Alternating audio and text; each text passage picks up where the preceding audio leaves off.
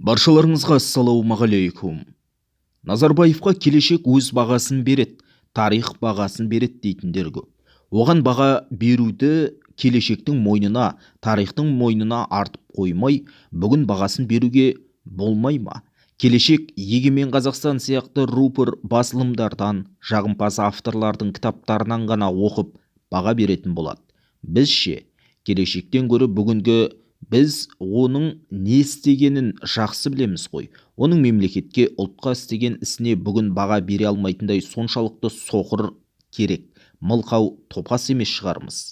Ол да соншалықты қайшылықты тұлға емес. Алақандағыдай айқын көрініп тұрған дүние. Әрбір сөзі, әрбір ісі көз алдымызда өтті. Оның ұлтқа, мемлекетке істеген дұрыс деп бағалауға болатын үш ағысы болды. Оның бірі Астананы орталыққа көшіргені.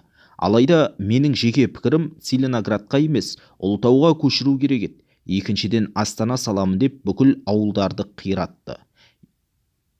Әлем қазақтарын елге шақырғаны, квота, азаматтық беру мәселесінде әрине олқылықтар мен шикіліктер, заңсыздықтар орасан зор орын алды. Келесі үшінші, автобан салғаны. Сапасы әрине өте төмен. Оның басқа ауыз толтырып айтар тірлігі болған жоқ. Есесіне барды бұзу, қирату, тонау, жою, сату, қалтасына басу, шемқорлық, ғылым білімді, ауыл шаруашылығын, экономиканы, тіл мен ділді, саф дінді, мәдениетті тағы да басқаларын жоқ қылып, диктаторлық, автократиялық ұлтты сату, мемлекетті сату жағынан отбасымен, айналасымен, жан жағымен бірігіп, жан таласып алдына жан салған жоқ дейді белгілі тележүргізуші Сәуле Әбілдаханқызы өзінің әлеуметтік желідегі парақшасына. Ал сіз Назарбаевқа қандай баға бересіз?